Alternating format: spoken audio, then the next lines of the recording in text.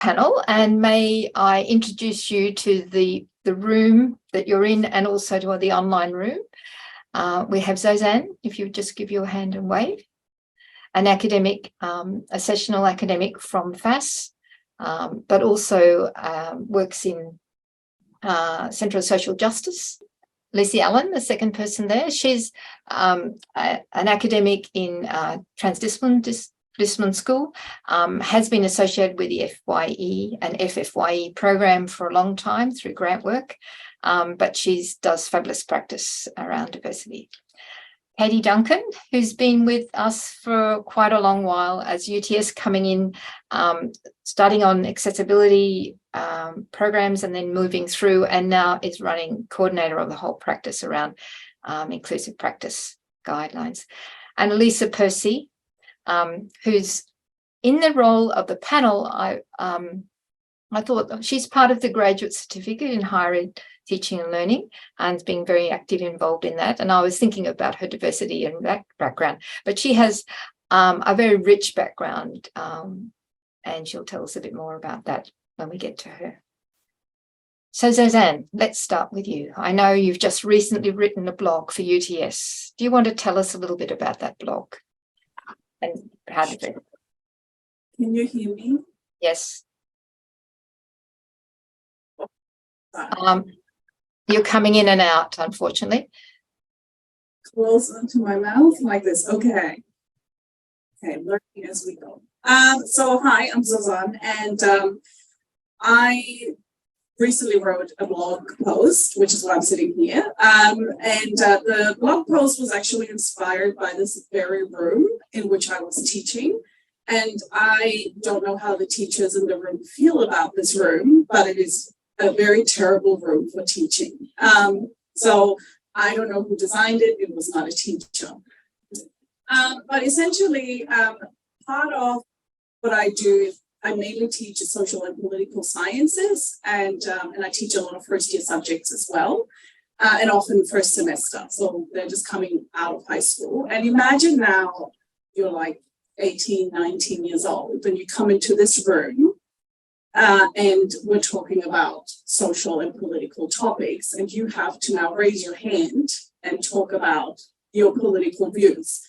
So obviously for most students, that's really daunting. For most adults, that's really daunting. And so I was kind of thinking about, well, how can I make this room sort of accessible to students? And how can I have them confident enough to actually raise their hand, knowing that it's kind of like a spectacle of a room and everybody will look at you. So my teaching practice that I'm going to use today as an example is more around scaffolding confidence to actually share your ideas, and it evolved in this room. So the first thing that is important, if you look at this one, is that students will sit in groups. That is the case in most classrooms, I would say. So when I give a discussion topic, and this is especially important in the first weeks, we just have those discussions in smaller groups. If I just let them have the discussions in smaller groups, it will be the two students that are really extroverted speaking at the group. And if I keep standing there and then ask afterwards, all right, so let's hear from the room. So it will be, you know, one or two students, and it will be the same for the next 12 weeks. So what I tried to do then is like, okay, why don't I join the discussion? So I walk to a pod, a group, the screens are off. And I actually sit down with them and we just have a chat, like real humans, like, you know, what do you think? And, you know, have you thought about that? And I actually intentionally ask the students who are not speaking, what could you tell me a bit about yourself? And I'm just, you know, chatting. It's important that I sit down so that I'm also just part of the conversation. I'm not this towering person, right? And if a student says something quite good or even has a question that I think, oh, it's a really good question, you should just tell them that, hey, that's a really good question, or that's a really good comment. So firstly, they know, okay, this wasn't stupid. I made a good remark. But next, I actually ask them for their consent as to whether I'm allowed to call upon them when we come back as a class. And I think that's really, really important, because now they know, okay, I've said something that wasn't stupid, and also I'm prepared that in a moment, I'm going to repeat it in front of everyone. And if they say, oh, I'd rather not, then it's like, that's fine. We'll try again next week, right? And so I keep going around the room and do that. And you don't need to sit very long. You know. And we do that every single week until about the halfway mark. By this point, they're usually okay with just raising their hands. I don't need to do that anymore. They have gained the confidence that, okay, nothing bad will happen when I raise my hand. And also, this is a safe space. I have interesting things to say. I can ask a question and I can also throw that question out to others. And so this is a really important thing, I think, because confident students are the ones that will share, that will ask questions, that will tell you if they're not okay. And also, if we have a lot of quiet students, by definition, we are lacking diversity in the room, right? There's no diverse thinking, there's no diversity of thought. It is, you know, in fact, someone like me who has the experience of being first in family, who tends to be an ethnic minority in the room, who does not speak English as her first language. Those are all barriers, but those opinions are still really here from those students. So I think scaffolding confidence in this way serves them really well for the rest of their time at university. And that is kind of what I wrote about, because that worked really well. And I'm just so happy we're in this room so I could show you why this was necessary. Thank you, Suzanne. I think that tells us a lot about you as well as a person. And for the people online, Suzanne's blog is on the chat. But one can see why she was awarded the Casual Academic for UTS for 2022 for the Teaching and Learning Award. Well done, Suzanne. Thank you for that. And I know there's a lot more teaching practices that we will draw on. But thank you for explaining that room. And it does sound like it's a really difficult space to work in. And you're competing with air conditioning as well, aren't you? The noise from that. Yes. Thank you. On to Lucy. And Lucy, as I said, has been involved in the FFYE program for many years, done grants. One grant that stands in my head is her work on the concept of stuck. And I know Lucy's talked about that before, but there's new people in the room. And Lucy, can I draw you on your practice around inclusive practice, and decide if you want to talk about stuck or whatever you'd like to talk. Sure, thanks, Kathy. Hi, everyone. I'm Lucy. I wear a few different hats. I'm within TD School or Transdisciplinary School here at UTS. I'm an academic. I was an undergraduate student within the school, and I'm also now a doctoral candidate. So I get to draw upon these different perspectives, which is complex, challenging, but also really useful to be able to draw on those different perspectives when approaching my teaching practice and thinking about that inclusive lens.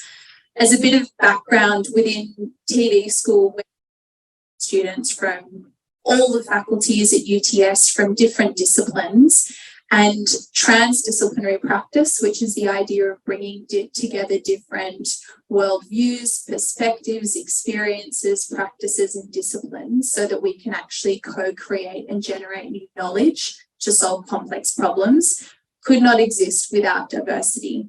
So having diversity is actually at the centre of, ideally, all of the teaching, learning and research we do at UTS.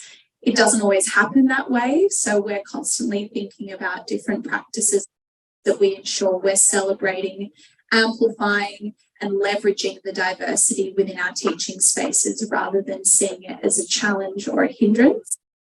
One piece of work that I, along with a fabulous group of collaborators, looked at as part of an FFYE grant was this idea of transitioning in that first year of undergraduate subject within TD School and how radically different the learning environment is to high school and primary school, but also how different it can be to the learning that happens within students' core disciplines.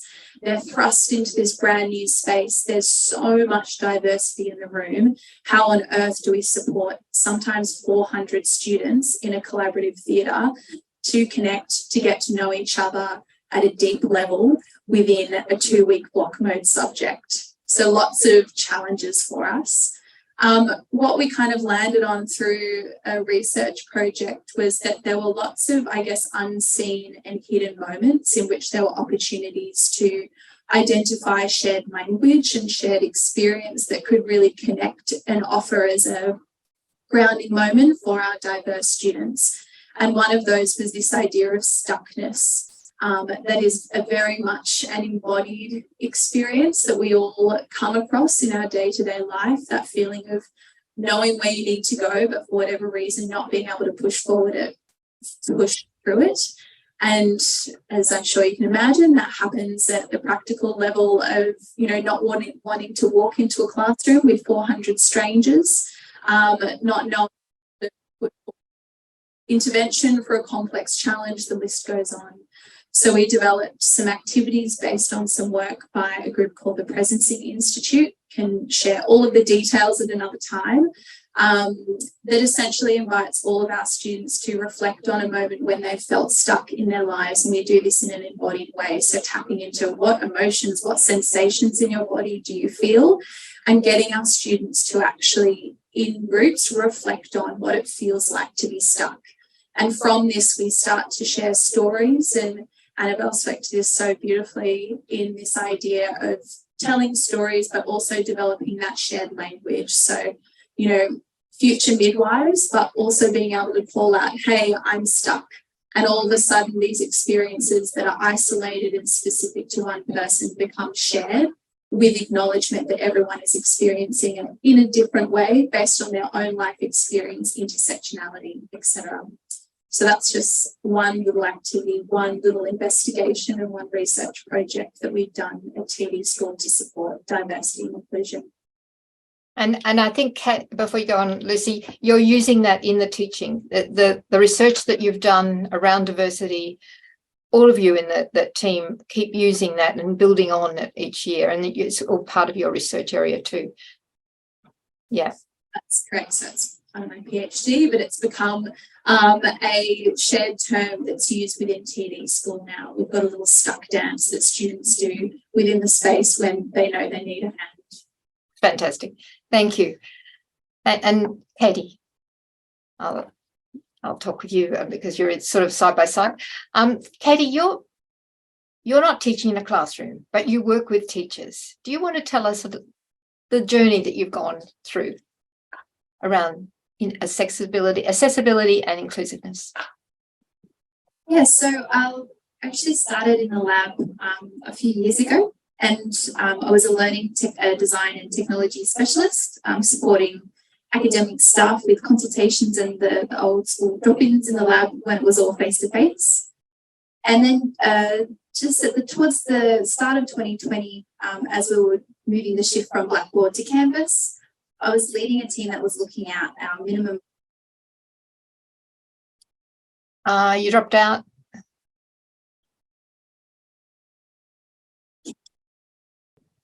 I'm just going to segue a little bit, go a step aside and just say that I think the audio in the room is a really good example of that designing for the edge users. Because if you're thinking about students who have a hearing impairment and needing captions or needing really good audio quality, it's a really good example of that. If you get it right for those students and those people in a room like this, it's going to improve the experience for everyone. So I think it's just it is obviously an inconvenience. Good example for this particular topic that we're talking about. But yeah, so looking at back to my story, I shift to remote teaching during COVID for accessibility. So basically when we were doing the shift to remote teaching, there was a lot of accessibility technical issues that needed to happen and to be fixed. And so that's kind of where my role and my team within the LX lab develops to try to identify ways that we can improve the technical ecosystem to make it more accessible, but also making sure that we're supporting academic staff to do that, because we recognise that accessibility is actually quite complicated. There's a lot of technical things that need to happen and practices that need to happen when you're uploading content, that sort of thing. So we're really here to support, and again, we provide that, we can provide general advice around inclusive practices.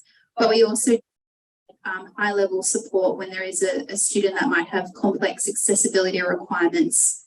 So working with subject coordinators to make sure that that student is supported, and yeah, just making sure that it's teaching staff are supported. So we work quite closely with accessibility services who we see as supporting the students, and we're here to support the academic staff. And you've worked with Centre of Social Justice and Inclusion quite a bit, and building that concept too, haven't you? And the principles are not the only aspect that you've worked on. Definitely. So I think when it comes to accessibility and inclusion and things like this, it's really a collaborative effort. So it needs to be, because it's everyone's responsibility to be thinking about this, like inclusion and making sure that we're making students feel that they're included. But it's really hard to actually, everyone's so busy and it's so much to think about. So it's about finding those connections, finding those collaborations to see where we can actually make it easy, or at least a more informed practice. And so the Centre for Social Justice and Inclusion do a fantastic job. And it's about kind of building those bridges with bringing that information into the learning and teaching services as well, who do a fantastic job supporting students, but then seeing, you know, with LX Lab, we understand Canvas, we understand the technology, so to actually bring those things together. Thank you. So on to Lisa. Yeah, I might keep my session really brief, and maybe on learning. The Practicing Inclusion Micro is actually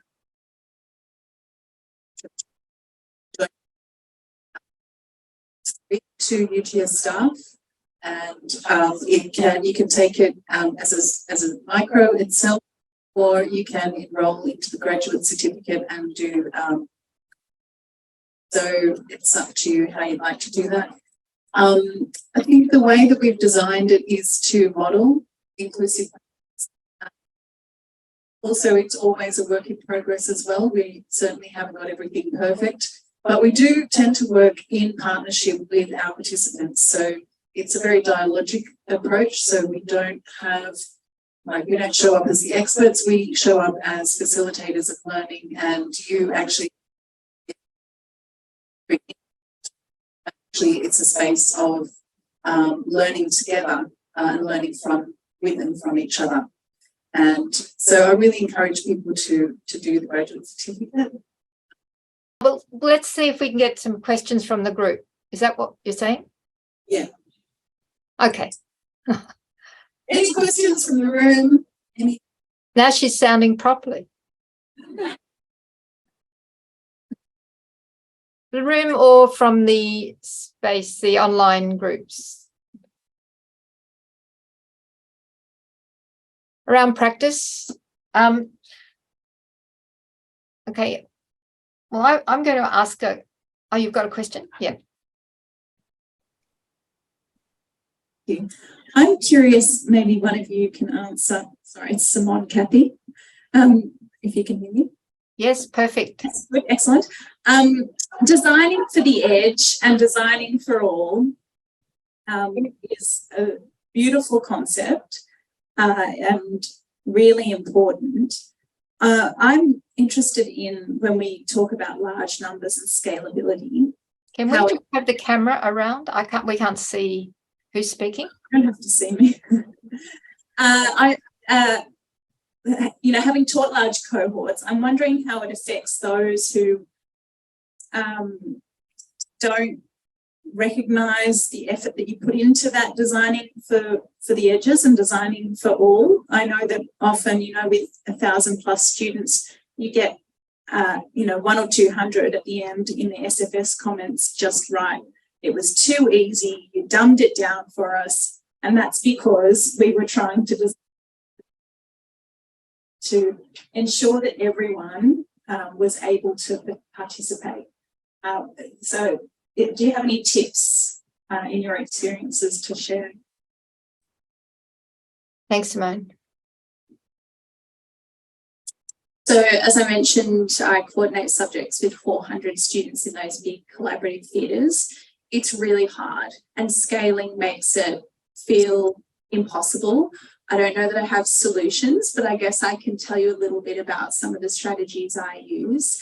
One of which is being really transparent about any changes we make whilst respecting those that want to remain anonymous. So on Canvas and at the very start of the subject, I'll reflect on the subject feedback we've been given over the years and what the changes over the years within the subject have been, to show students that we're taking their feedback, their suggestions really seriously and adapting along the way. Within the first few days of the subject, and this is a 2-week block mode subject, I'll do like a day 3 feedback suggestions. Again, all of that feedback that students give will be transparent on a collaborative, let's say, Miro board. I then, the next day or a few days later, come back and say, thank you so much for your feedback. This is the ways, and I split it into 2 groups. I use the circle of influence a lot to talk about changes and reflexivity in the classroom and go, this is the feedback you provided. This is what I, as your subject coordinator and the holder of this space, have control over. And therefore, these are the changes that we're going to make together in the classroom, versus these are the things that are outside of my control, such as if you need to go to the bathroom, you're very welcome to go to the bathroom. I don't need to show you the way.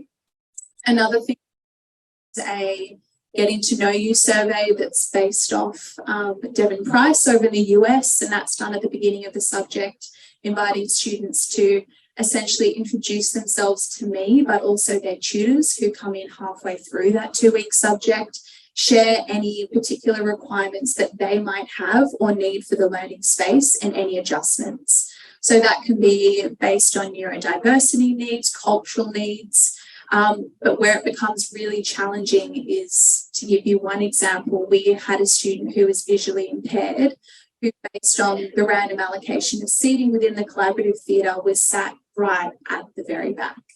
And so we didn't find out, for whatever reason, until day 4 of the subject for 2 weeks that they needed to be positioned differently in the room. So it becomes difficult to navigate that desire for that student to not be pulled out and, you know, pull into, to then find out that they have perhaps different needs and navigate those types of things. So no solutions as such, but just to say that it does become really challenging and it's really labour intensive on your time as an educator in working out how to respond and cater for the various needs in designing for the edge. Thanks. We have time for one more question, or we do the activity. Have we got a question from online?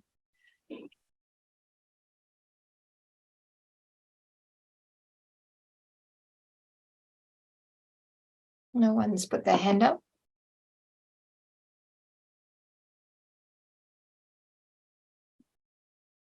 All right, well then we might move to the next section, unless you've got another question. I mean, I could go with questions, but in terms of our time planning, we were going to do the reflective activity now. So thank you, panel. There's really lots of knowledge.